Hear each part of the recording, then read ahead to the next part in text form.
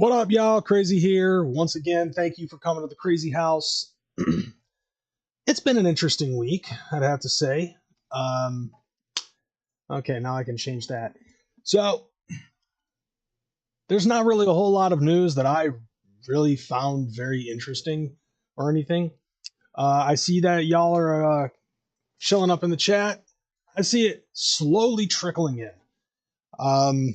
Last week's episode, holy shit. By the end of last week's episode, I was completely mentally exhausted. And this week is in its entirety, I have been trying to catch up on much needed fucking sleep due to the mental exhaustion. Last week's episode was a 3.5 hour episode.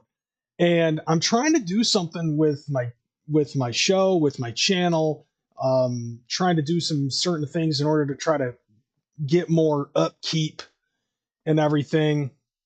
It wasn't really anything. We'll get into that. So first and foremost, I have to say, like, I'm usually a regular on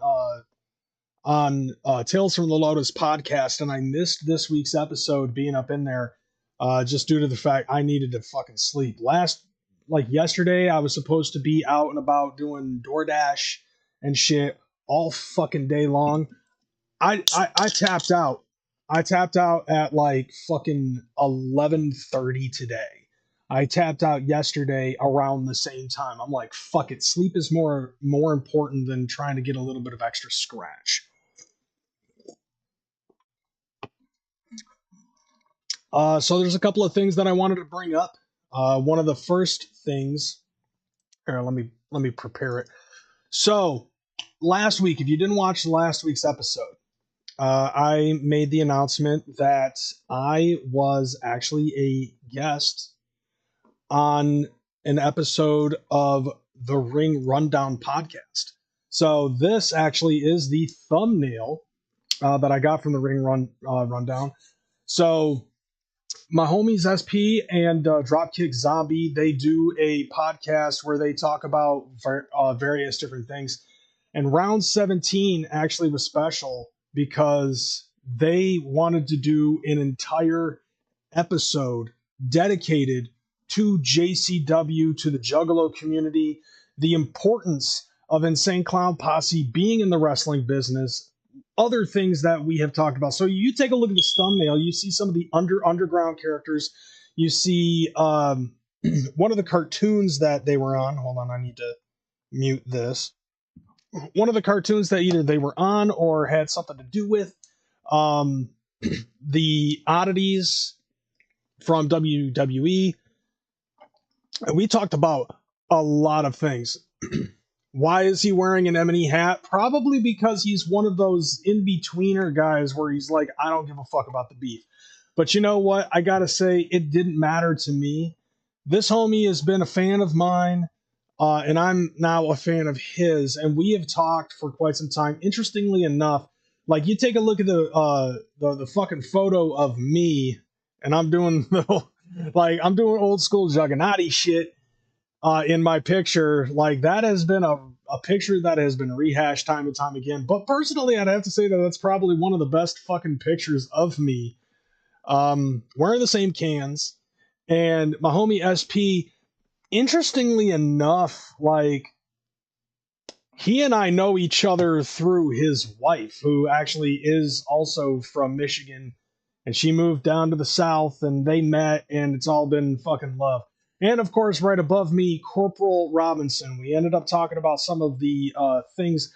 We talked about a lot about the lore of JCW, and it's premiering right now. I did not expect that it was going to be a premiere, but I honestly have to say that it was an honor to be selected out of all of the fucking Juggalos who are wrestling fans. These guys wanted me, and I have to say, because, you know, like, I have very close ties with these dudes. But I will say that it is not a solely dedicated channel to Juggalo Championship Wrestling. These ninjas love the art and sport of professional wrestling all around. So they talk about all different types of stuff. So if you're a wrestling fan, you definitely got to give these guys a fucking a subscribe. So this is basically, I'm already starting off the episode with my spotlight. Excuse me. I forgot what my own segment was called, so I had to look at my own description. So yeah, I'm starting off the show with a Juggalo spotlight. In a sense, I mean, these guys are Juggalos, but they like talking about other wrestling promotions other than JCW. These guys are cool as fuck. You know, just tell them Kreyz and McKormik sent you in the fucking description. And this is probably going to be the only episode of their show that I'm going to promote, just due to the fact that it is solely dedicated to the lore and history that JCW has had since 1999. These guys are actually pretty cool. They're pretty funny. And I had a blast. Like, I think because of so much information that we had to put out with Insane Clown Posse and their history of professional wrestling and JCW, I probably gave these motherfuckers the longest episode they're going to have for a while. Because they usually tend to try to keep it very, very tight knit. But, like, because of the bromance that me and Dropkick Zombie tended to have at the very beginning of the episode, and it kept on doing that. Like, that type of shit kept on fucking happening, where we would just, like, fall off the rails talking about other shit, and somehow trying to tie it in with JCW. I gave these guys the longest episode that they have put out. But it was fun. So shout out to those guys. SP and Dropkick Zombie, you know, you guys are super ninjas for dropping me on that shit. Now, the other thing that we have to fucking talk about. So last week I ended up talking about how House of Crazies is going to be doing a Devil's Night and the 29th thing. There was actually an update, because the question was, who's going to be opening up for House of Crazies on the 29th? And Fago lovers got the fucking story. Of course, I'm going to jack their shit. Why? Because fuck it, I can. We are just over a month away from what might be the only chance you'll get to see the House of Crazies perform again in your lifetime. That's happening October 29th at St. Andrews Hall, which I love, you know, but this is like one of those things, like I said last week. Which are you going to choose? You're going to choose on Devil's Night. You're going to go choose to see ICP, I believe, at the Majestic, or you're going to go see Twisted over at St. Andrews Hall. So we have a list now of acts that are going to be rolling up on here. So it looks like a pretty super dope show. So we got the Fright Fest, science fiction double feature.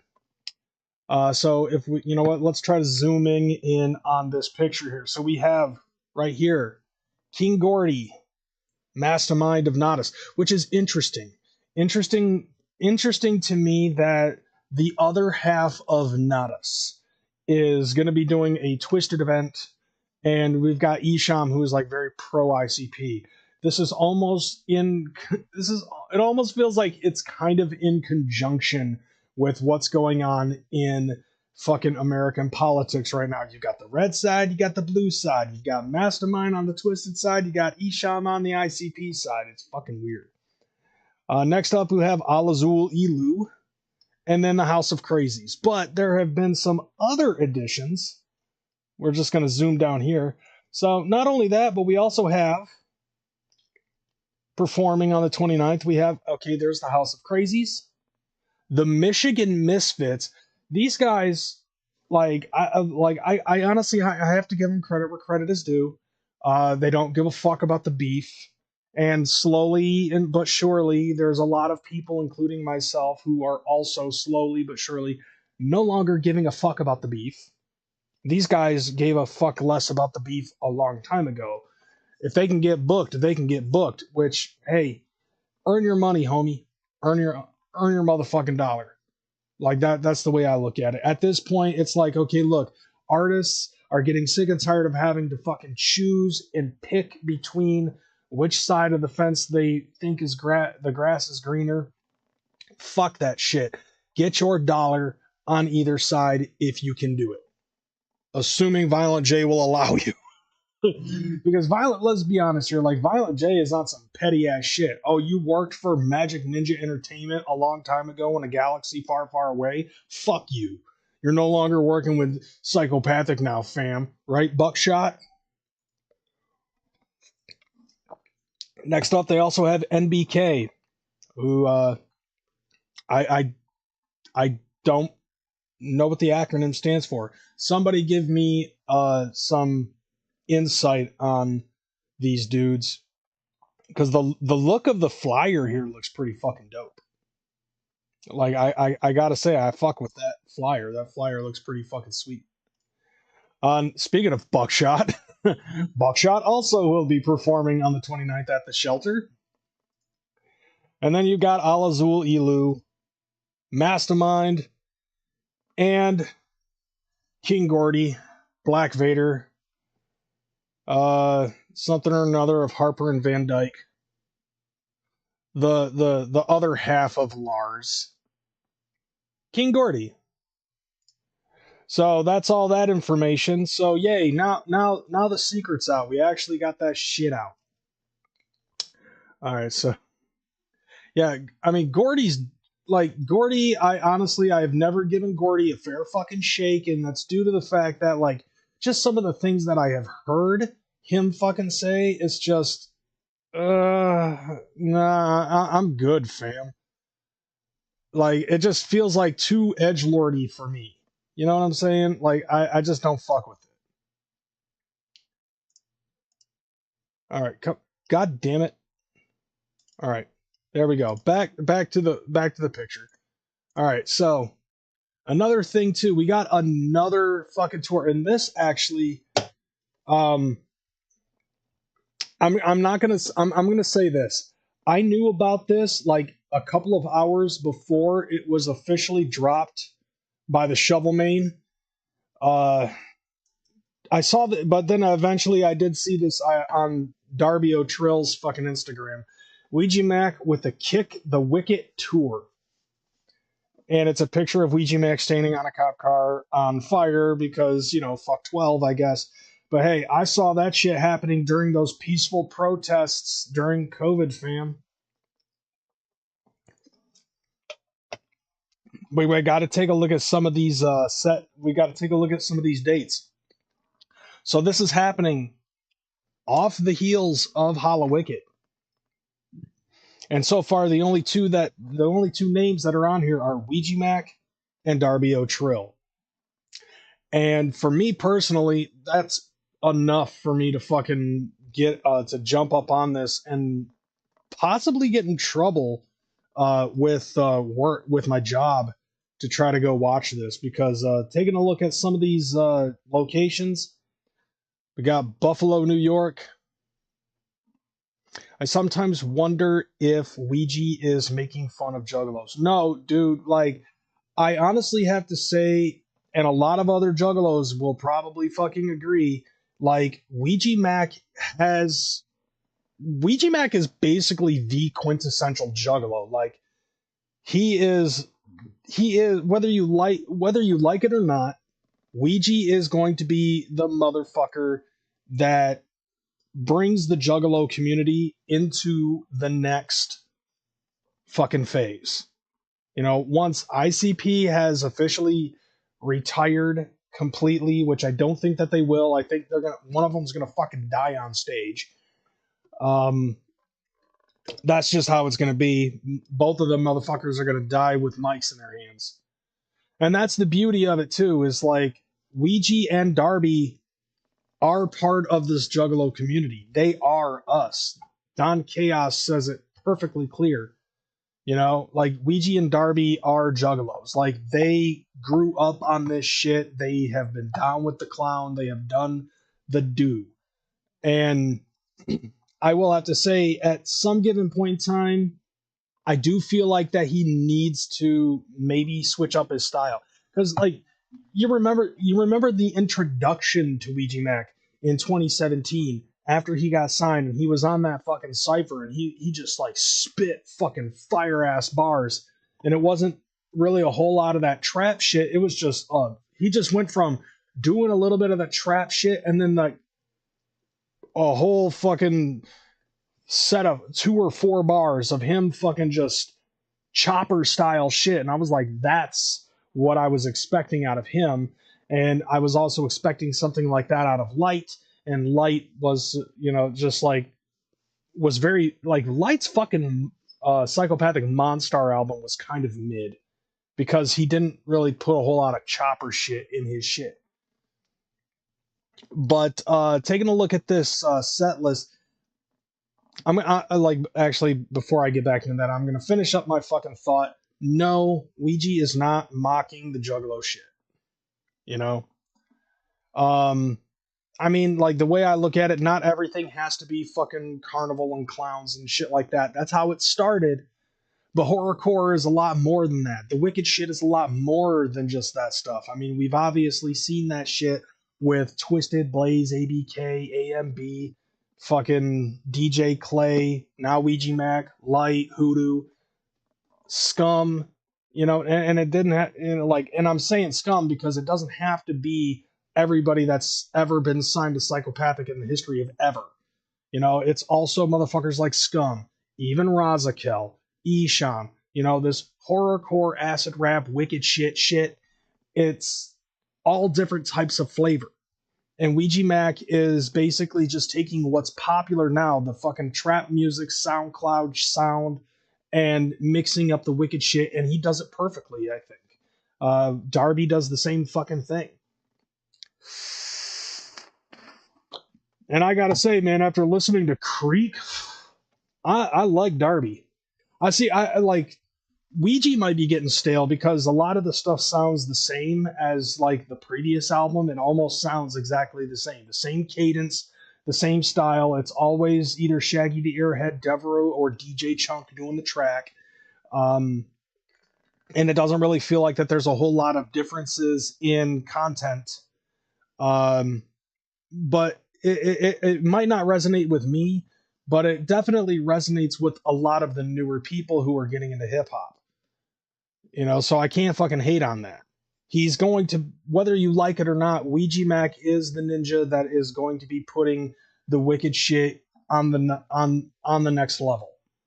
And he's already done that by signing Hex previously, signing Darby O'Trill, and possibly looking for the next fucking rappers that are going to be doing some shit. Which we might possibly see some other Juggalos that I might do music video reactions to in the near future. That could also be putting horrorcore as a whole and the Wiccet shit on a whole other level. We never, you never know where it's going. But anyways, getting back to this tour, taking a look at the dates. This is coming off the heels of Hallowicked. So the first show is going to be on the 2nd of November. This is a November tour in Buffalo, New York at the Rec Room. November 3rd, Syracuse, New York at the Song and Dance. Then he's got 4 days off, and he's going to be in Providence, Rhode Island on November 7th. November 8th, he's going to be in Cambridge. Oh, yeah, the venue at Providence, Rhode Island is going to be Alchemy. November 8th, Cambridge, Massachusetts at Middle East. November 9th, Millersville, Pennsylvania at Phantom Power. These are some interesting names. These are so far, these are some interesting names. Let's see. On November 10th, Frederick, Maryland at Cafe 611. November 13th, Nashville, Tennessee at The End. That doesn't sound edgy at all. See, November 14th, Atlanta, GA at the Masquerade. So, damn, going dirty south on this bitch. Let's see, November 16th, back to Tennessee, going to Memphis this time at Growlers. So within the span of 3 days, he goes from Tennessee to Georgia, back to Tennessee. That's a drive, bro. Going from Tennessee to Georgia in 1 day, and then you got 2 days to get back up to Memphis. That's interesting. And then going from Tennessee to Dallas, Texas on the 17th at Club Dada. And I know some homies in Texas, so might have to check that out. And then 2 days later, going all the way back out to the Midwest.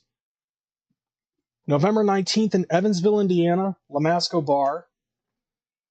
On November 20th, Indianapolis, Indiana, at Black Circle Brewing.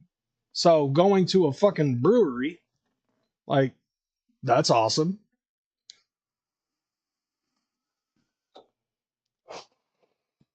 November 21st, Covington, Kentucky at Madison Live. This one's the one that I was talking about. November 22nd, Lansing, Michigan. Once again, Max Bar. It seems that Max is the Juggalo spot in L-Town. Which, hey, I can't fucking hate on that. How many fucking shows are coming up that are going to be in fucking Lansing, Michigan at Max Bar? So didn't I say something about Hex doing a tour last week? Yeah, that shit is hella small, but I don't give a fuck. I like how small places like that are. Hey, Max Bar, that's not too far away from Oldsmobile Park, is it, MC Wig Splitter? It's right downtown, not too far away from the Lugnuts ballpark. I think it's the same place I believe it's the same place. The one where you got to go upstairs or something like that? Or is that some other place? I like small venues, though. November 23rd, they're going to Madison, Wisconsin at the Annex. And then Ouija and Darby are closing out the fucking tour on the 24th of November, West Chicago, Illinois at the WC Social Club. So any of those that are in there, mark your calendars. If you're near any of those spots, definitely mark your fucking calendars. It definitely looks like it's on my side of the Mississippi. It's all over that. You never know. There might be another, there might be a second leg. Oh, that's the Loft. Okay. Oh, the Loft is closed. Okay. It really shows how long it's been since the last time I've been to Lansing. I need to fucking go down there. As a matter of fact, I might try to see if I can convince my fucking cousin to go with me, because I think she might be down for that shit.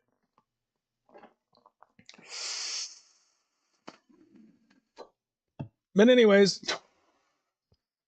that's the only news that I really wanted to fucking throw. I didn't want to do a forever and a day show like I did last week. I want to try to do more reactions and stuff like that. So we're going to go into the next fucking thing. Now, you saw the description talking about, okay, so yeah, Project Born was just doing the thing. Hex is going to be doing a thing. Ouija Macc is doing a thing. All at Max.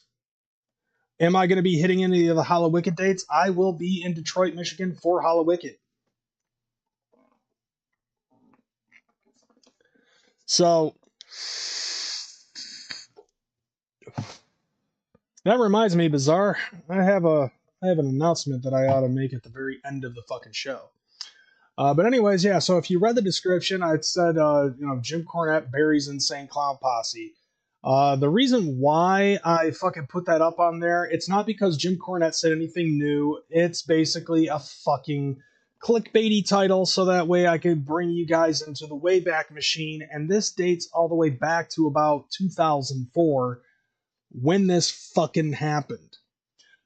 So I did find I did find an audio clip where Jim Cornette explains from his point of view what had happened versus what actually fucking happened.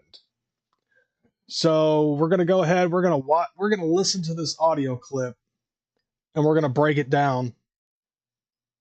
And I'm gonna basically say this: like, I like Jim Cornette. I don't care if he doesn't like Insane Clown Posse. But I have to say that with a lot of the stuff that I've been talking about with Insane Clown Posse and fucking JCW, and, there's been a lot of fucking changes, and there's also a lot of stuff that I feel like Jim Cornette just doesn't seem to understand when it concerns this, because in his mind, JCW is nothing but a fucking outlaw mud show. So without further ado, here is Corny. Yeah, there was heat because these fucking imbeciles. And by the way, they don't issue music. Their records aren't released, they escape. I recently saw... I have to fucking give Corny that one. That's actually a very funny fucking joke. Right? Yeah. No shit, Valley. Fucking, I love Jim Cornette. Yep. Picture from a records shop or CD shop, and how their records and CDs will be organized by A, B, C, and so forth. And then there was just one that said the worst band in the history of ever, and it was all Insane Clown Posse CDs. Now, of course, keeping in mind that this is like, back in the early 2000s or the late 90s, when Insane Clown Posse first got signed to Hollywood and then eventually signed to Island Records, and then Island Records merged with Def Jam, and this is like on the heels of them kind of in the mainstream eye, even though like they are grassroots. And this is interesting too, because have you ever noticed that when somebody is able to build themselves up on their own without any fucking help or endorsement from anybody, they're automatically fucking hated, no matter how good or talented or fucking anything else that they are? Think about that for the next, for the next month. Okay, like put that in, put that feather in your cap up until about November 5th, and you'll understand what the fuck I'm talking about. When somebody is doing big things and all of that shit, when there's somebody that's doing big fucking things and they're not sponsored by anybody, they're not backed by anybody, they're not endorsed by anybody, they get all sorts of fucking hate and lies and bullshit thrown their fucking way. And Insane Clown Posse is definitely one of those groups of fucking people. But at the same time, it's like people wonder why we, the Juggalos, actually like Insane Clown Posse. It's because of that blue collar grassroots, like pick it up by the bootstraps kind of fucking work ethic. They didn't sell out. They didn't even buy in.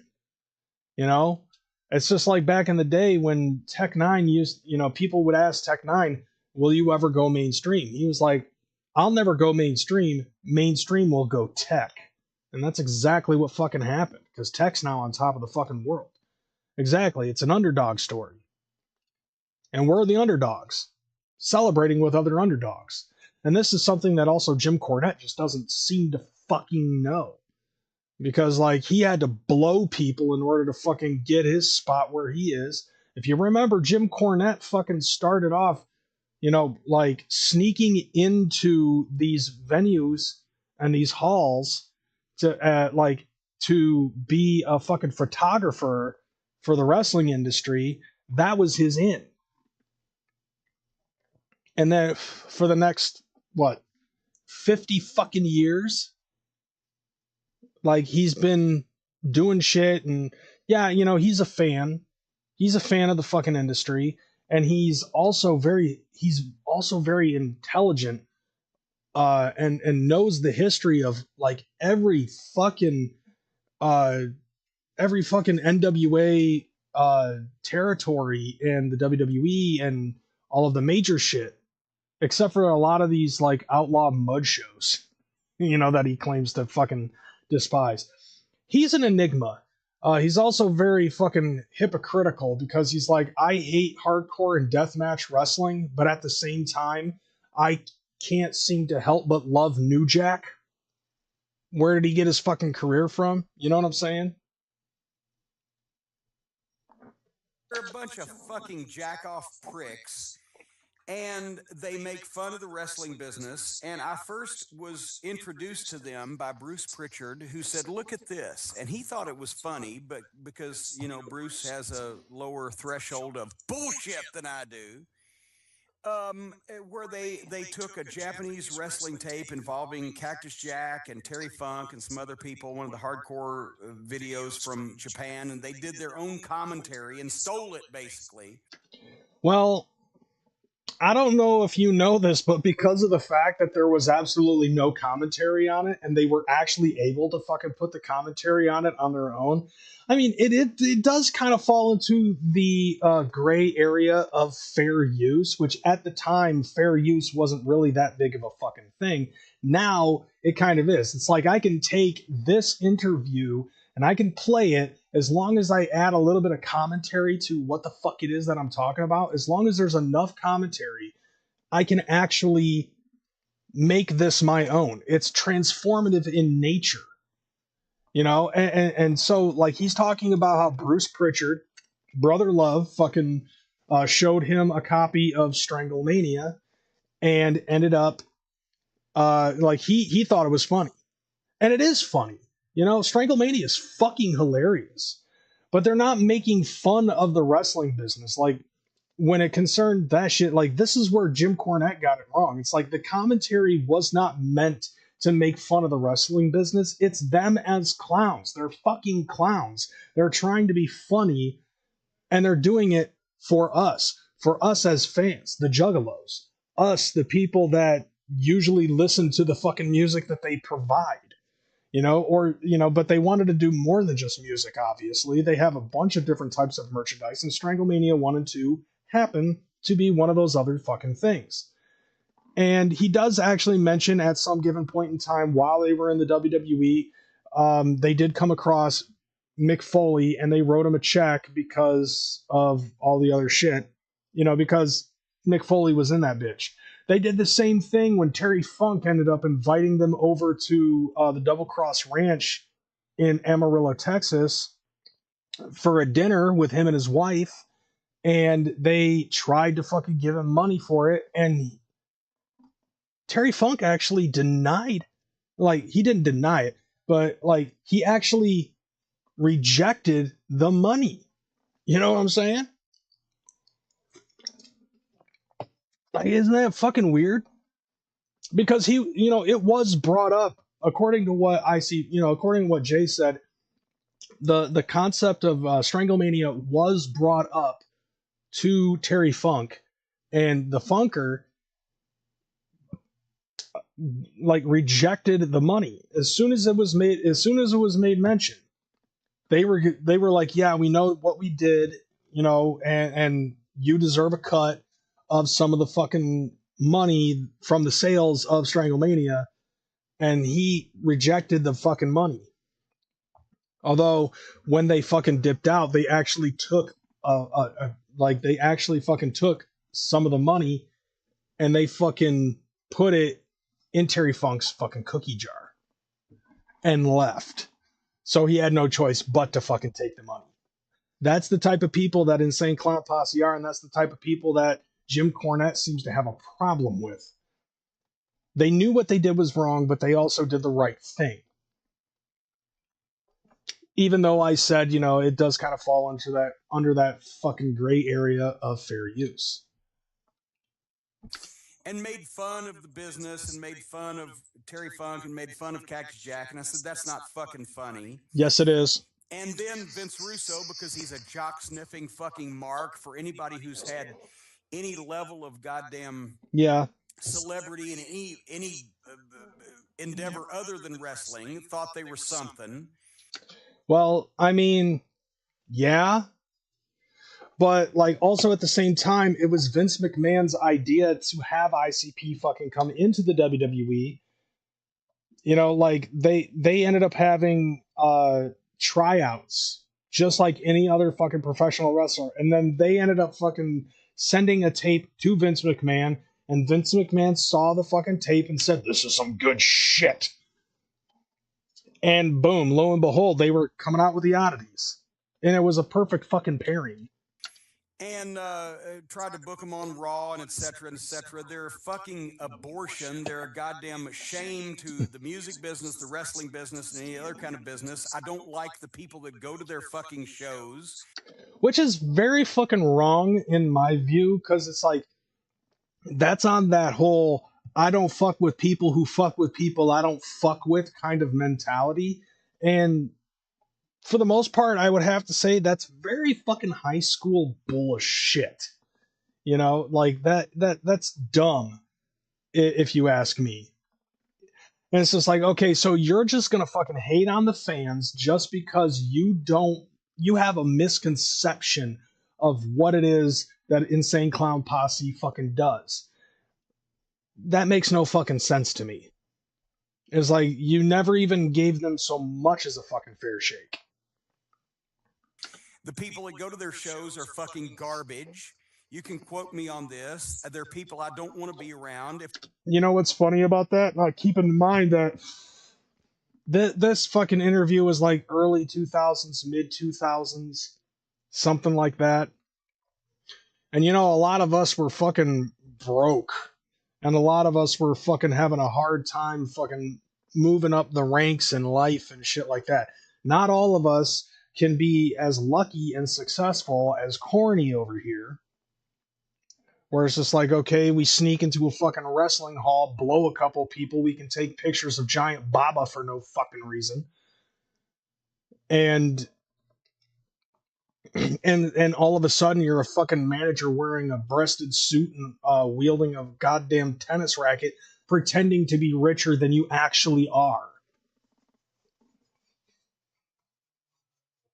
So think about that. Us, on the other hand, it's like, okay, we're very slow-moving grassroots, and I know a lot of juggalos now who actually have money and are doing big things and are able to afford houses and do the fucking blue-collar shit. That's the beauty of the Juggalo community. That's the beauty of that whole fucking thing, is that we kind of take that same route that ICP did for the most part.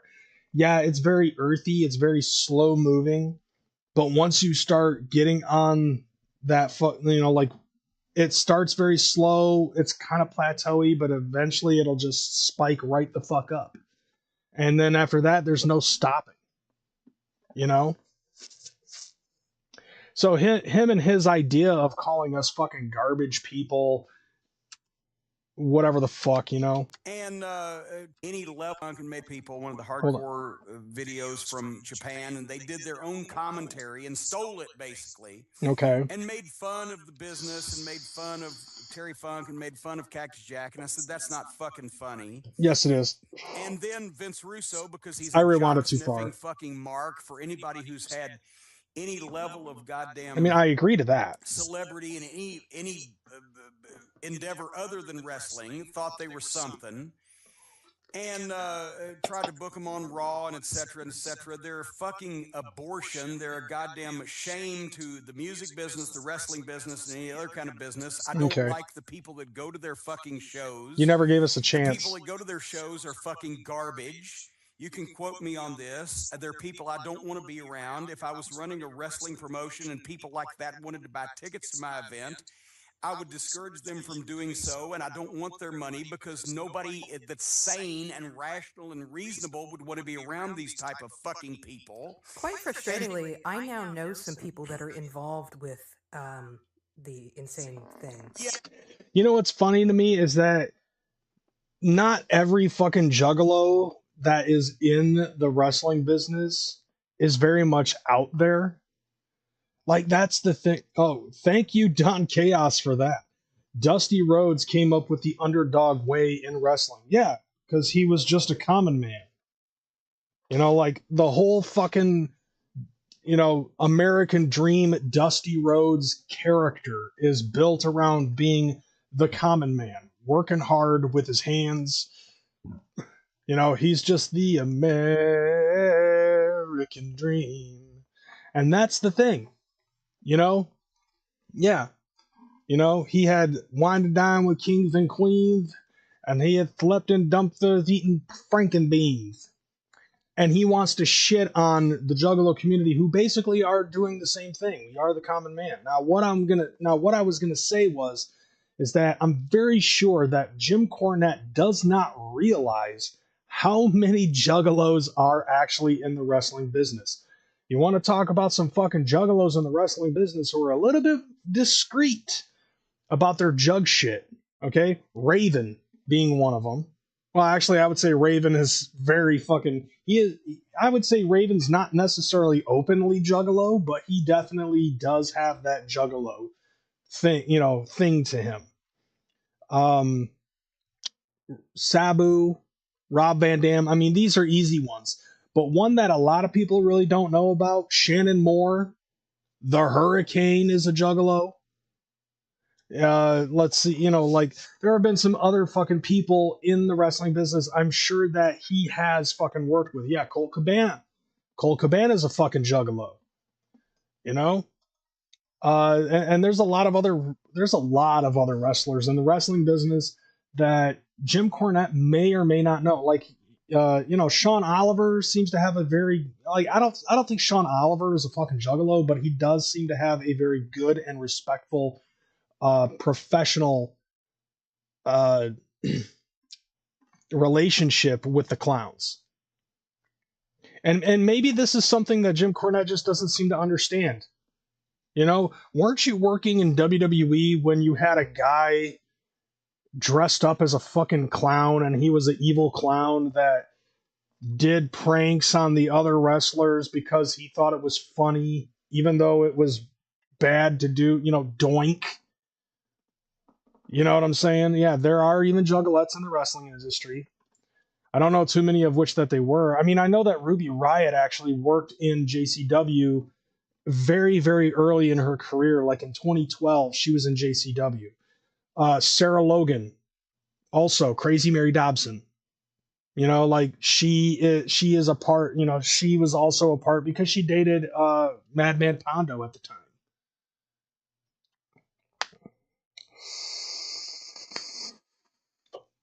You know, there's a lot of fucking Juggalos that are in the wrestling business that I'm sure Jim Cornette doesn't tend to realize. And it's not just fucking, you know, Kenny Omega or Pockets or, you know, whoever else is in AEW. There are a lot of fucking Juggalos, and they're discreet about it. So I'm pretty sure Jim Cornette has worked with fucking Juggalos in the past. I'm sure that there are a lot of Juggalos that have gone to their shows. You know what I'm saying? Like, maybe not Smoky Mountain, but definitely when he was like doing the booking for Ohio Valley or some other shit. Yeah, well, they can all go fuck themselves, and the FBI really has because investigated them as being a gang, and they're fucking garbage, and they're fucking, and they pay because they, for some reason, have people who support this fucking line of bullshit that they put out as music. They pay wrestling legends to come to their fucking events. See, yeah, like that's one thing that Jim Cornette automatically, like Jim Cornette seems to have a fucking issue with hip hop in general. Like, he doesn't like fucking rap. But Southern boy, country bumpkin, blah blah blah. You know, it's kind of fucking stupid. It's just like, dude, look, you're living in a fucking time period in your head where like everything kind of stopped in the late 80s musically, and so it's like you got to understand, like, hip hop is a fucking thing. How are you gonna fucking shit on hip hop and also once again say that you are absolutely in love with fucking New Jack, who throughout his entire match would be stabbing motherfuckers to natural born killers? They came out listening to hip hop as a openly fucking black, angry fucking tag team with Kama Mustafa in Smoky Mountain. And you loved that shit. Bro, what the fuck? Which I've talked to some of the guys who have gone to these things, and they start at midnight, and they take place in mud fields, and they have... Okay, so he's talking about some of the legends that ICP has booked, because let's face it, like, a lot of these legends have kind of gone down a peg or two, and so they're willing to fucking do whatever they can for like $300 an appearance to fucking perform at the gathering of the Juggalos. Mudfields, my ass, all right? It's campgrounds. There's a fucking difference. Crowds who are fucked up on various fucking drugs and Agreed. fucking create havoc, and they're garbage people who appeal to garbage people. Well, see, here's the thing, though. It's like, if you don't respect the fucking Juggalos, then we will disrespect you back. And if that means throwing the fucking shit into the ring to fuck up your show, to fuck up your performance, they've done that. Oh, they have done dream matches. But it's like, at the same time, it's like, we know the difference between, you know, it's funny. It's funny to me because this dude brags about almost getting beaten to death by fans, or fucking had his car flipped over and all this other shit. Oh, but if Juggalos are fucked up on drugs and they're throwing things into the crowd, and, you know, they're at a campground and all that other stuff, oh, then it's problematic. Very hypocritical bullshit, if you ask me. Crowds who are fucked up on various fucking drugs and fucking create havoc, and they're garbage people who appeal to garbage people. And please quote me on all of this. I think he believes that Juggalos are garbage people. I don't know what's telling me that, but I think he doesn't like Juggalos. Anybody who wants to do so. So anyway, I'm doing a Q&A, as is my tradition, at the Charlotte Fan Fest one year, and this was a couple of years into it. And somebody said, "Oh, the Insane Clown Posse," and what they would do is they coming back from their concerts that they perpetrate in front of these fucking garbage people. They would find out where there was an independent wrestling show or an outlaw wrestling show or whatever, and they would go there and they would just heel in on it, as we used to say. They would just perpetrate themselves upon it. Okay. And they said, "Oh, the Insane Clown Posse is coming tonight." I said, "Well, I don't want them as part of my fucking Q&A or my performance, because I think they're garbage."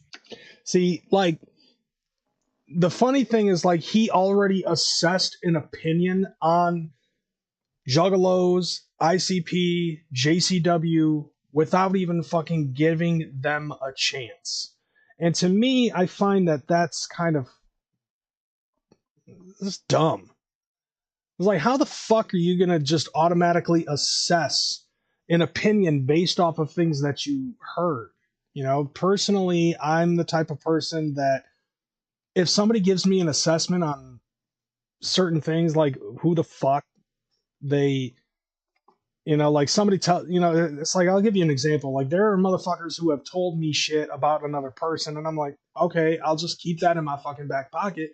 And if I see that type of behavior about that specific individual, then that will confirm the shit that you've told me. Until then, I just keep silent about the shit. You know what I'm saying? And I don't fucking worry about it. I just keep what's being told in my fucking back pocket.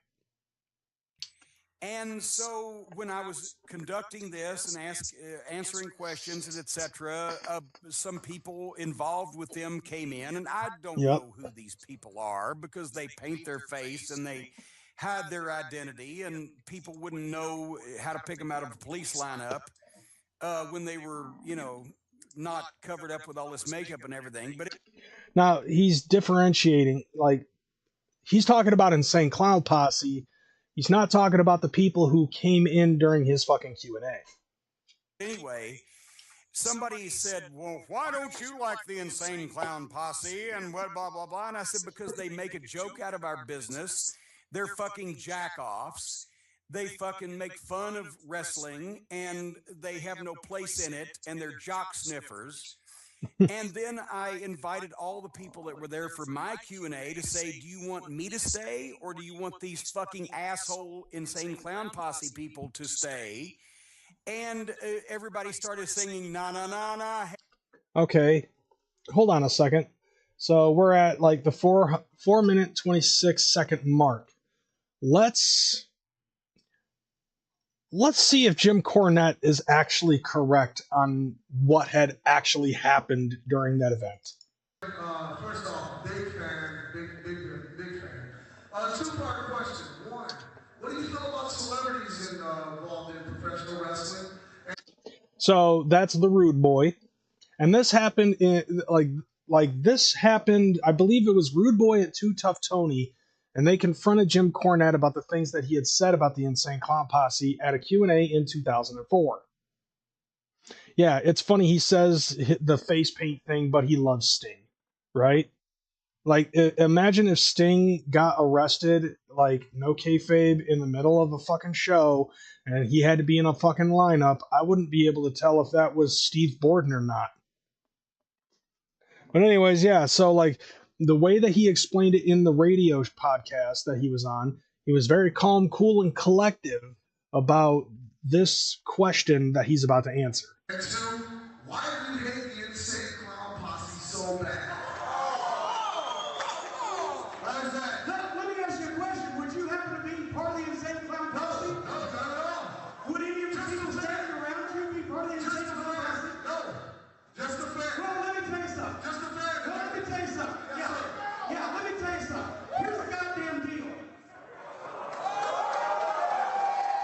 Okay. The goddamn deal is, now, you would and you could, but you won't because you don't need to. The goddamn deal is, the Insane Clown Posse are a bunch of jack-offs that make a mockery out of professional wrestling business. They're like a lot of jack-offs that think they're wrestlers because they can fall through furniture. Okay, that's not fucking true.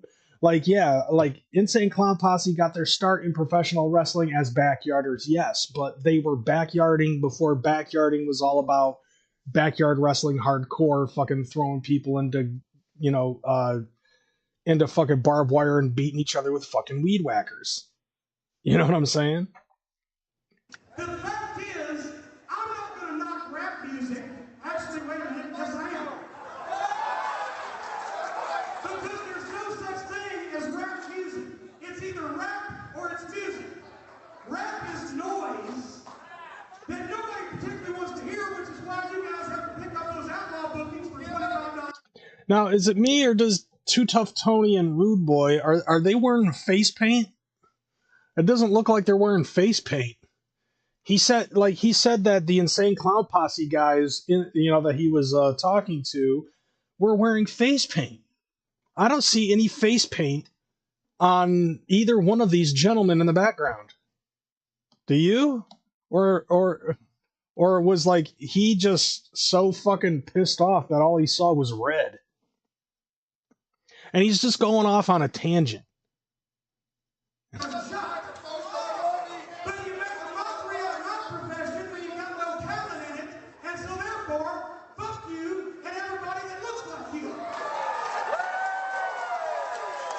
Okay. I mean, so like the crowd is cheering Jim Cornette because like, you know, he wants to talk about fucking, you know, Insane Clown Posse being a bunch of jock sniffers. It's like, look, I love Jim Cornette, but I don't believe that he's right in this fucking argument. Now, Jim turns red when he sees a fucking Dairy Queen and doesn't get his cheeseburger the way that he wants it. Now let's get back to the questions from human beings. That's what I thought. Roll it up, speak. Are you scared? Are you scared? Let us speak. You sit down. Let us speak. You know, it's amazing the lengths that people will go to get some publicity when they're nobody and they know it.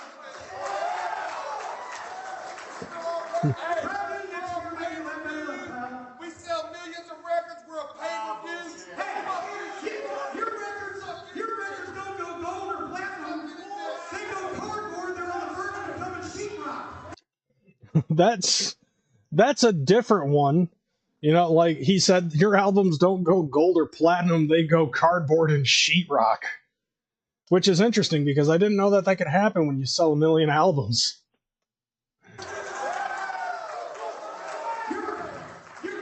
Your records weren't released, they escaped. Ah, there's that old chestnut.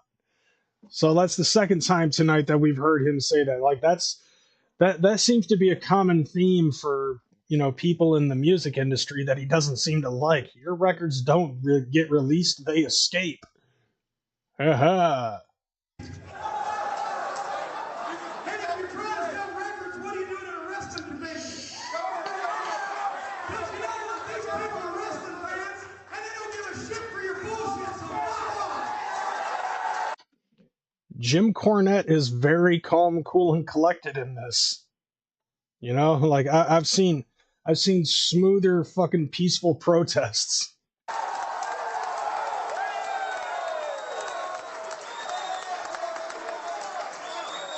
I'll tell you what. Why you like I got an idea. We're going to take a vote. Okay, one person said na na na na. Either they go or we go. Which would you vote for?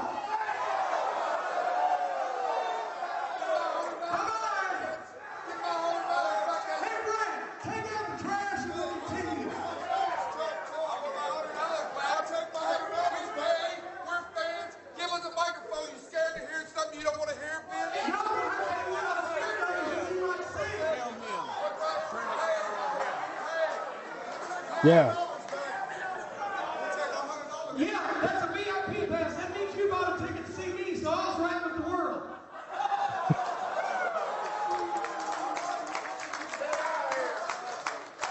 Yeah. So yeah, there's that. Like I will say that like Corny was very quick-witted when it concerned some of the things that he said, but still, nevertheless, it's like once again, you know, like he made an assumption based off of the things that he heard from some of the older wrestlers in pro wrestling that fucking already had unsavory things to fucking say about JCW and the way that JCW is run. Now, I'm wondering if you give it a couple of years with the way that Violent J is doing JCW currently with Lunacy and like planning on doing stuff with GCW, is it a possibility that maybe Jim Cornette could change his outlook on how things are? I mean, there are some death matches and shit that still come into play. Some other hardcore shit that JCW has put out. Like I believe in this one of the last few episodes, if not this past one that dropped on Wednesday, there was a Madman Pondo match, which Madman Pondo at this point only does fucking for the most part. I don't think I've ever seen Madman Pondo do a legit fucking straight-laced wrestling match. I think that there are some maybe there's a small handful of regular wrestling matches that he's done. And yeah, it does kind of feel like a promo, but no, like this is definitely fucking Corny sitting right here fucking, or maybe that's him right over there. Definitely a fucking shoot. But it's like the dude doesn't, it's weird to me because like he has this outlook on how wrestling should be. He doesn't seem to like JCW because of it being in deathmatchy shit, yet at the same time he's cool with the shit that happens in Japan with their fucking death matches. You know, he has a lot of the utmost respect for hardcore wrestlers like fucking Cactus Jack, Terry Funk, New Jack, Tracy Smothers. And yet, you know, they've also been booked in events that he doesn't like. It's weird to me. And it's like, look, I love wrestling. I do agree with a lot of the things that Jim Cornette says when it concerns like the art of professional wrestling, the sport, the way that some things should be done. I agree with a lot of things that Jim Cornette fucking says. But like some of his outlooks on certain things, like I like even JCW. You know, not just because I'm a fucking juggalo, but because, you know, it's like they're trying to fucking do something with JCW to try to get their fair shake in the wrestling business. And I personally feel that, you know, with what JCW has been trying to do since Slam TV, it's going to fucking come. It's going to fucking happen. All right. So last segment we're going to do is we're going to do some fucking reaction videos to some music. I was going to do this last week, but I pulled out early because I was already on a 3.5 hour fucking show. And I don't want there to be a 3.5 hour fucking show. So the next thing that we're going to be doing, we're going to watch a music video, Omnicide, by SCUM, Insane Poetry, and Smallz 1. I was actually looking forward to this because I wanted to give SCUM a fair shake. I never really have, but some of the things that I've seen, I'm actually invested now. I'm interested in what's going on with SCUM, and I want to fucking help push this shit out. Even though this came out last week. So here we go. Enough bantering. Let's watch the fucking music video. Damn. Think Kreyz, you a fool for this one.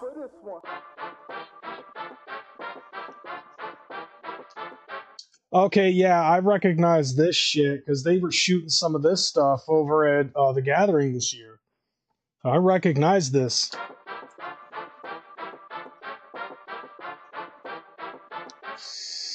Ain't no love left, let it all burn. Turn the motherfucking clock in reverse. Before it's time to unpopulate Earth, gotta stick this fucking cock in it first. Fuck it until it can take no more fucking. Stuck in the blender watching God get a straw. Just like your motherfucking bitch, life is sucking. Life is bent over getting dicked, hella raw. So let the news drop, you let the lead rain. No remorse as we wiped off the map, go and put an end to any minute hope. That's the worst that the devil could get done. Oh man, I've gotta fucking say this, man. Like, the beat is fucking fresh, and I'm in love with this fucking production.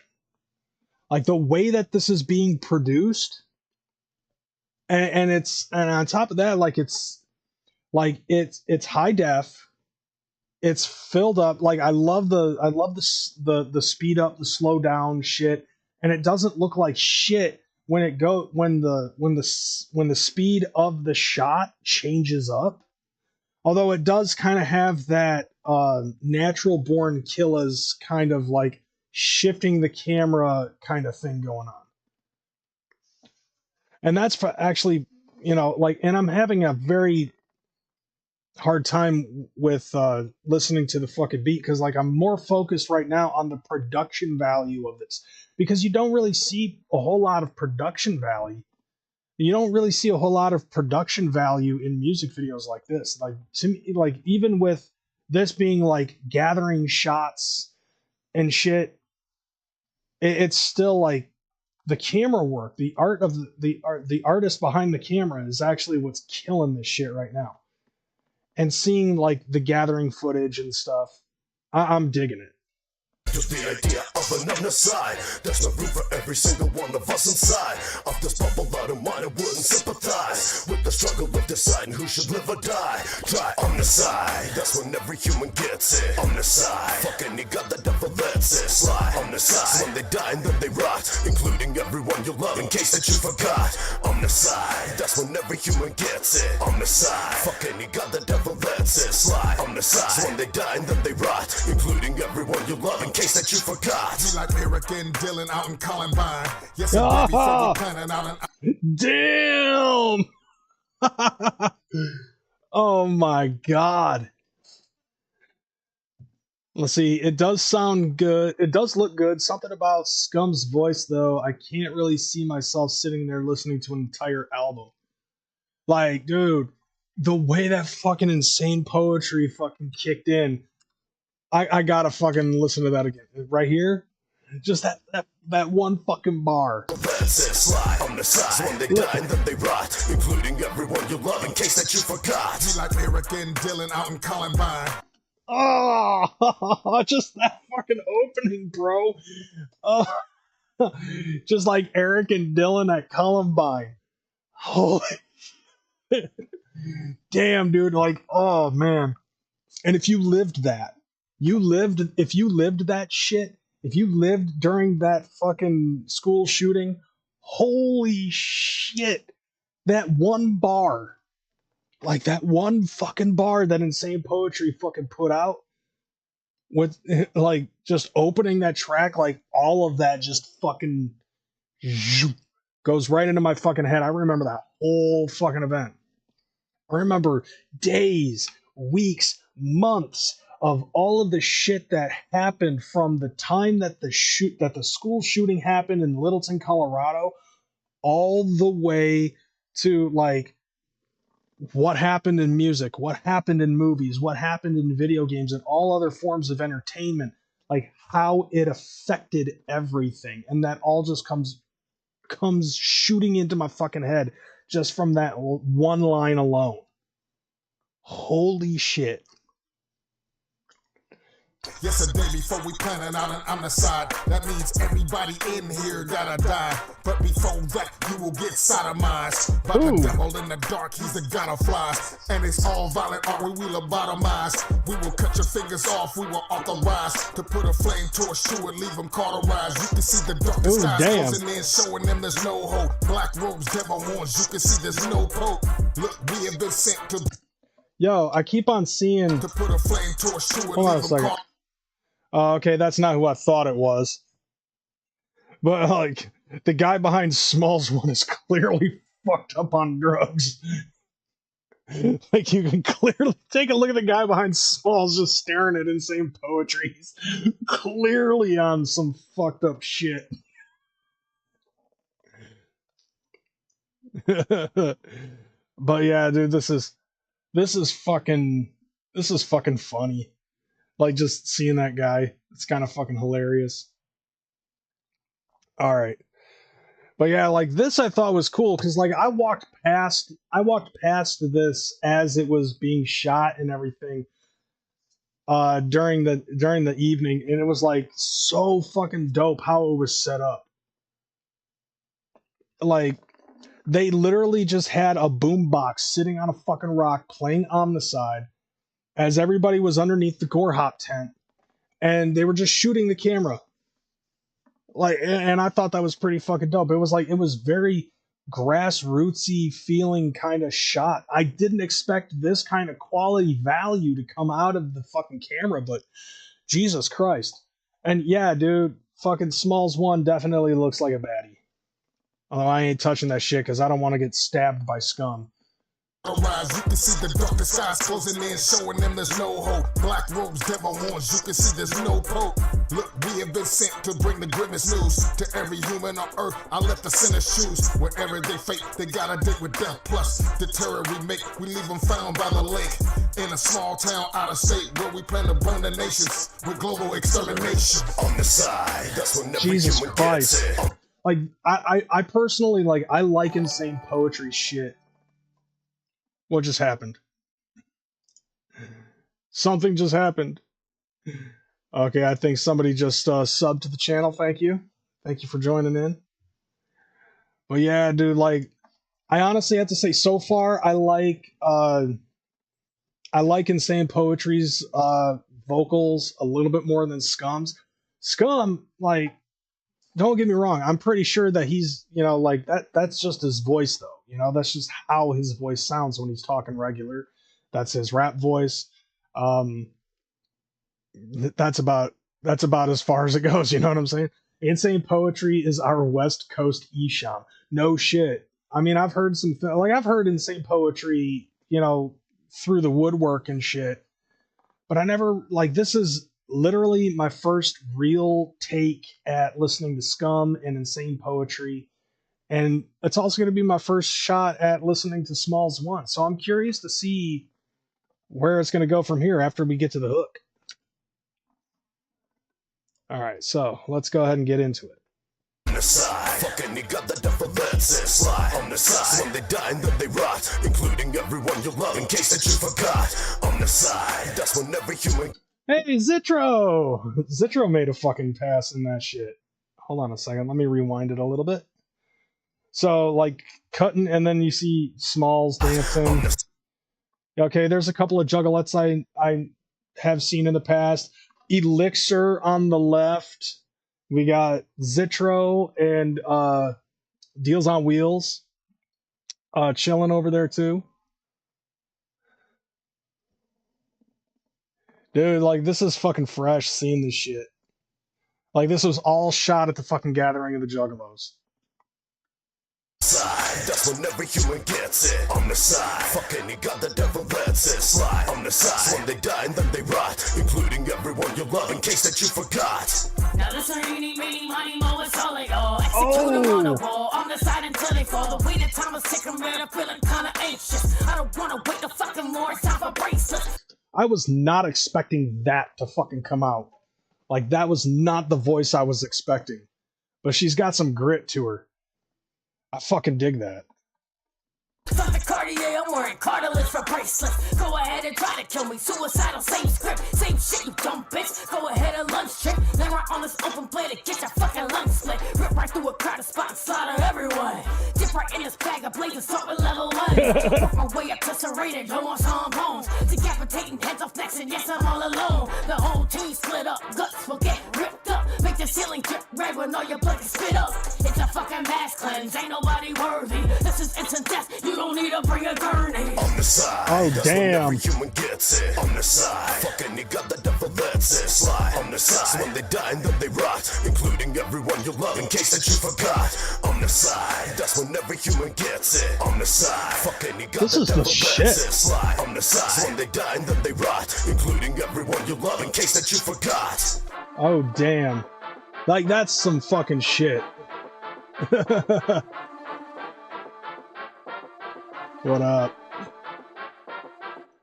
Like, that's dope though. Like, that, the fucking sound of that all together, I fuck with that. Like, I can see where the appeal behind that shit is. Oh, look, there's fucking, yep.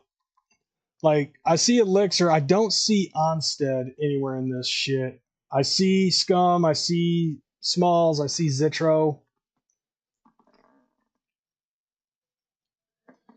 Yeah, SCUM was heavily influenced by Insane Poetry, so with Insane Poetry being on LSP, it's like when ICP signed Esham.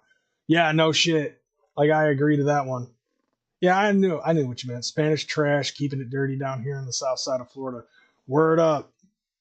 So, like, I fuck with this. Like, I thought this was really cool. Like, it was very, very well shot. And just, like, you know, like I said before, like, I saw bits and pieces as I was walking around the gathering, you know, seeing how some of this was shot. It was like, it was very fucking grassroots, the way that it was shot and everything. And I fuck with the aftermath, the post product, the way that it was shot, the high def, the, like, everything about this was actually pretty fucking dope. And I love the fact, like, it's clear, very clear that this was very fucking like, it's like the 60 frames per second, which I want to see that happen more often than shit in music videos, movies, video games, all sorts of shit. Because that's my level of fucking nerddom. You know what I'm saying? The music wise, it's like I like the old school feel of the flow and the beat in and of itself. Like everything seemed to fucking gel. So I'm definitely going to be giving SCUM and Insane Poetry and now Smallz their fair shake in my fucking ear holes. Definitely going to fucking happen. And I got to fucking give this next music video, hopefully it fucking plays. This is my homie Shade HEKA. Because he's been doing shit for quite some time too. And I was like, I never really, I feel like this dude's got to fucking get his shit out there. That's the next one. So it's been up with Willie Haze. So this is two guys in the fucking Juggalo community that I know of doing their thing, trying to fucking move up in the fucking shit. So after this, if you enjoy what you fucking see, I should probably try to find these and find the links for these music videos, put them in the description for the people who are watching in post. But yeah, here we go. The homeboy Shade HEKA. Who, by the way, if you didn't watch my Gathering recap, him and a couple other homies, Olay, Spaz Danky Buds, if you will, Demise, who I've reacted to in the past, they all fucking did that Hot Wings contest, which was fucking dope as shit. But this is him in the music industry, so let's jump on that. Shade is the homie. Okay, hold on a second. We gotta read this. No. Okay, viewer discretion advised. Any props used in this video that show resemblance to any illegal materials are merely props and should not be taken seriously. Do not try this at home. Okay, so we start that off. I'm smoking on Bhutanese. And the first thing that they're doing is smoking pot. But damn, dude, that ain't even, man, those ain't joints, those ain't blunts, those are fucking logs. Look how big them motherfuckers are. Jesus, fuck. Shadow Garden grown dark evil pack.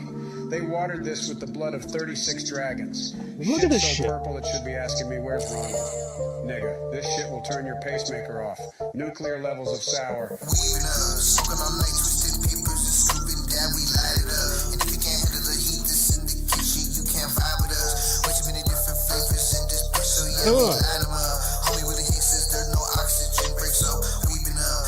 I love that line right there. He ended up fucking making a Willie Haze reference to an oxygen break. It's the first time I've ever fucking heard somebody say that and be like, I need to go take an oxygen break. And that actually came from fucking Willie Haze. But this right here is Shade. Like, the very first person in the fucking doing the shit is Shade. And I love the way that he, like, dude, I've followed Shade since he started getting into the fucking hip hop business, and he's really embraced the fucking trap style, and it's working out so well for him. Like, the way that this is fucking doing is just absolutely dope as shit. Right? Who cares if it's illegal? Still gonna produce it.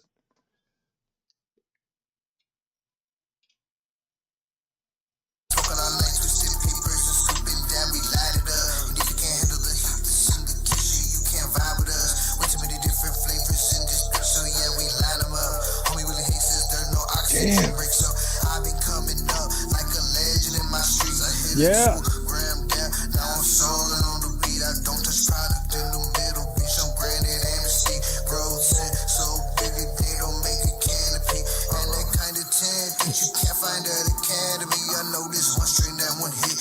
Jesus fuck, dude. Like, Jesus. I'm fucking so goddamn focused. Like, this is definitely fucking Juggalo shit. That's very true. However, like, bro, I am so fucking laser focused on this production value. Dude, the production value on this music video is even better than the one that we just watched. Like, it's got the fucking, it's shot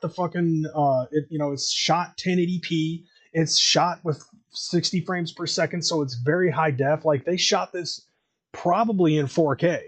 Like, and I'm not saying that in the fucking, I'm not saying this in the fucking sense of, you know, like lingo or anything like that. Like I'm, you know, in a fucking business aspect, the entertainment business aspect, adding so much of the fucking, like adding all of the fucking different bells and whistles in the fucking music video in and of itself, like all of the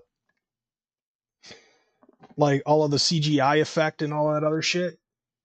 You know, like you saw the little flames in his eyes as he was staring at the big bag of weed. You know, the same thing going for like this shit. Hold on. Like that shit right there. Like what the fuck? And I'm digging the way that he's fucking rapping. Like I'm so immersed in this fucking flow.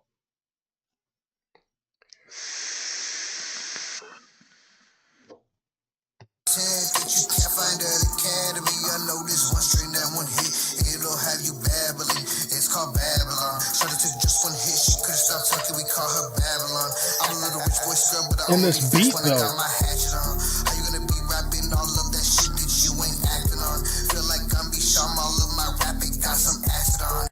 Did he just say M. Night Shyamalan he'd been rapping on?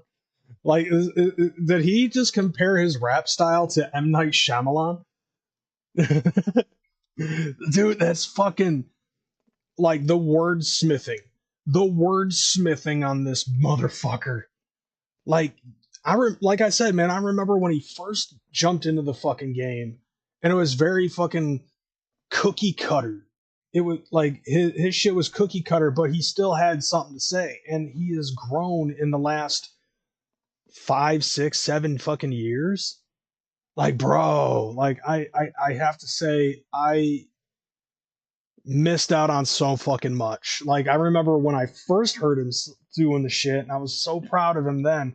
And looking at the shit now, just fast forward and all of, you know, all till now, it's like, bro, I am fucking blown back. I am fucking blown away, blown the fuck back with how things have changed within Shade's fucking cadence. It's so fucking phenomenal. Like, I feel like a proud dad, you know?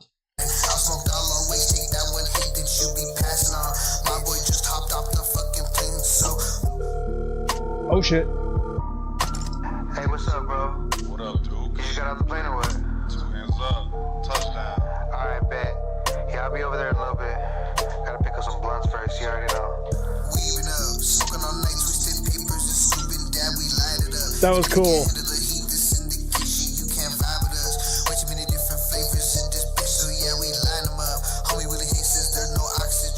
So I'm wondering if is this his house or is this Willie Hayes' house? I think this is his house. Like, dude, fucking man, look at all that bammer. Dude, look at all that shit. Like, he's got pound bags for days, fam. God damn.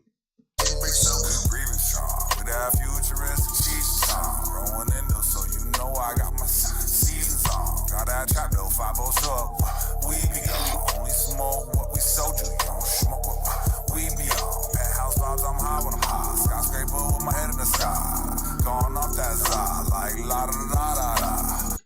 Man, so like, I've never listened to Willie Hayes, but I really like how he is. Actually, I've only listened to Willie Hayes once, and that was during Gathering of the Matrix. Other than that, like, this is probably the second time that I've listened to Willie Hayes. But Jesus Christ, dude, like I like the way I like the way that he fucking ends his bars, where it's just like it's so fucking it's so, like, I don't know the word that I could put my finger on to describe this, to be totally honest. Like, I am fucking just, it's so fucking relaxing, I guess I could say, you know? The way that he fucking ends a bar, it just sounds so fucking relaxing, which would make sense because he's probably fucking high as shit. So that would make the most amount of sense. Most of y'all just play around, but most of y'all won't stay down. Cause when you grow up, you realize that this ain't no playground. Bootleg pounds in the back of the rig. Been doing this since before it was legal. Got a freeze full of cash on step dumb ass. I'm out here trying to free my people. But in the meantime, I smoke green con. Blue moonshine mixed with hickory pine. But don't get it twisted just cause it's twisted. I ain't a hippie, I hold a bitch. I got a name for my Like, damn. Oh, man. I love the way that he's fucking doing this flow. It's just so like Willie Haze's flow in this song is just absolutely fucking relaxing. Alongside with all of the fucking, like, the way that the beat is, the bars that he's fucking producing, it's so hard to fucking, like, exemplify what it is that I'm trying to fucking say. It's to a point where, like, my mind is fucking fried and I don't know how to fucking explain this shit, you know? I don't know. I like what I'm seeing. I'm liking what I'm hearing. It's very fucking laid back and chill. And I dig it. I call it hash shit. What's that? The way that I splash shit. To my hip I attach shit. Like it's a bad bitch. We some wavy, like the Navy. Shay got your boy in Texas, baby. Swinging and banging, we going crazy. Clouds in the air, so you know it's hazy. Mm-hmm.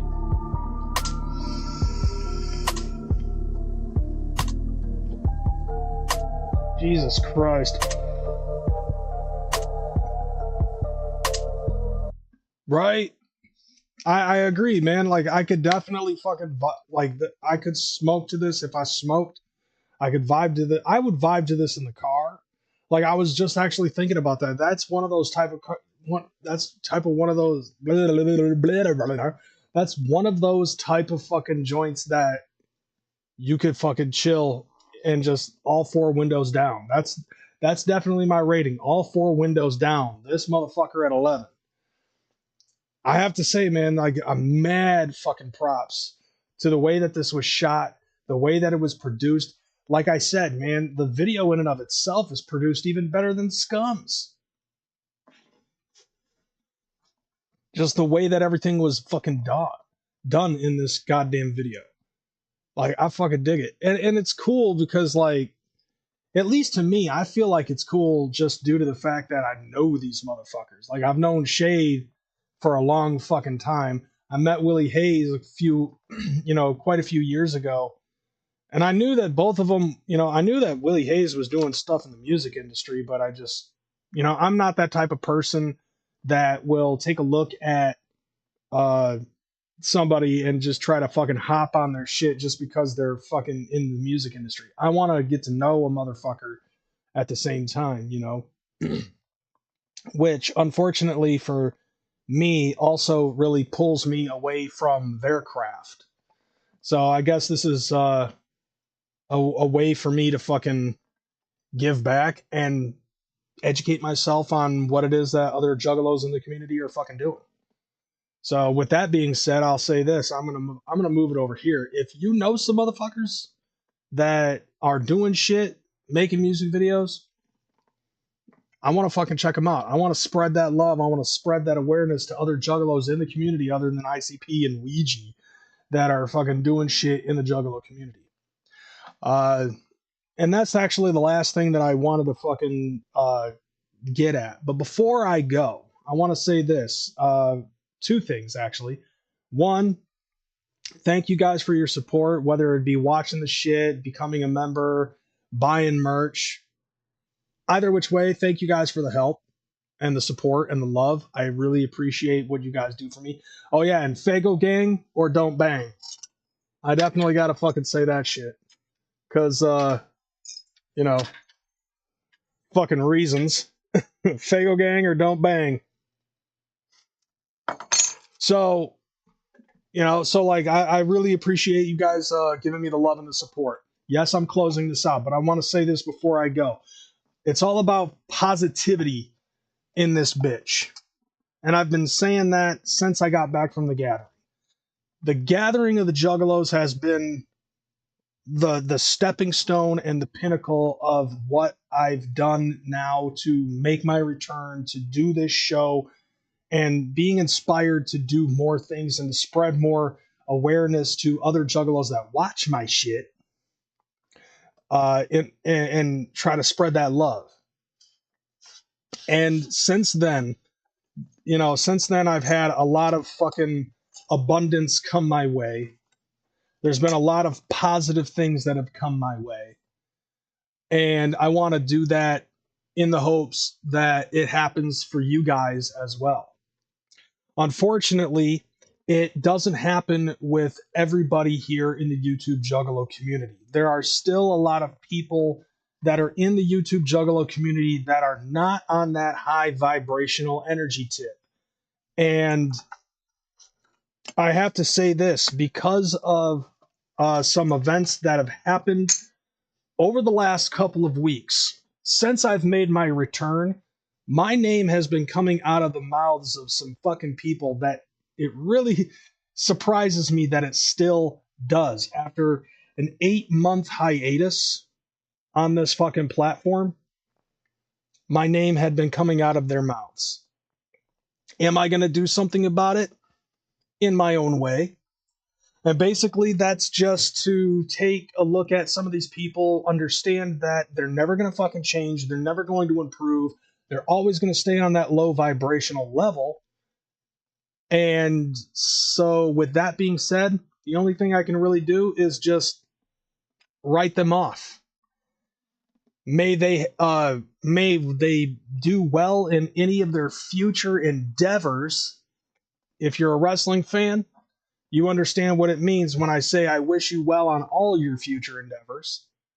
But you ain't going to be getting a cosign from me. Let them keep talking about me because they want to stay low vibrational. They want to see the people who are in the high vibration fucking come back down to their level. I'm sorry, but no. I'm not involving myself with those people anymore. You need to get at my level, bro. Because as far as I'm concerned, I'm in a way higher fucking vibration than you, energetic-wise. And I'm pretty sure that there's a couple of them that are sitting in the fucking low, watching this shit, getting ready to talk shit on a Tuesday or a Thursday, but it's all in the good. I don't care. Keep fucking saying my name. All it is free promotion to the people who it's meant to be for. But I don't have fucking time to be talking shit on the internet. I don't have... what I have time for is basically doing this show, being with the fucking people that appreciate the work that I fucking do, who are riding high for me and want to see that fucking next level, who want to get up on that next level, who want to try to make the dream come true, if you understand what I'm saying. Y'all can fucking sit, and I'm telling this to the fucking people who don't like me, who are still in that low vibration, in that low energy. Stay where you are. Stay where you are, because me and everybody else that I'm fucking backing are elevating. That's just how it is.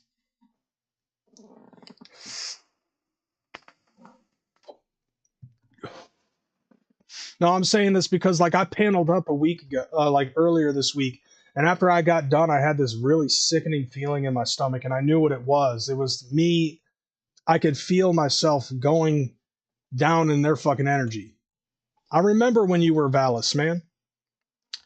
I remember you, and I appreciate the support that you've been giving me all these years, too. I remember you, bro.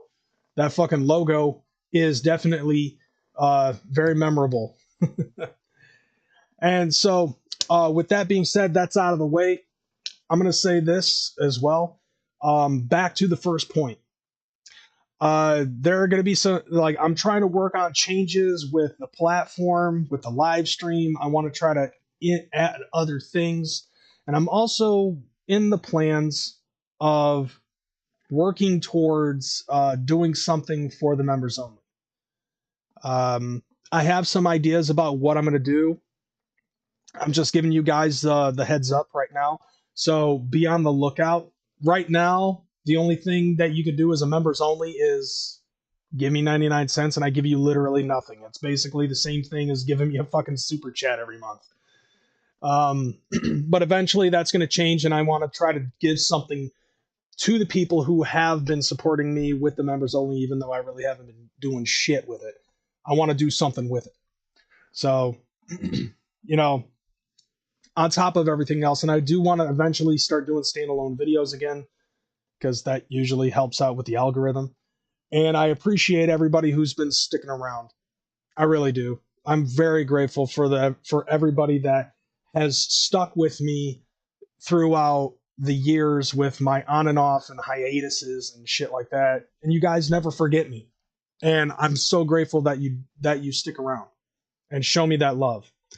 So I'm giving it back to the fucking community. We're going to make the Juggalo community great again.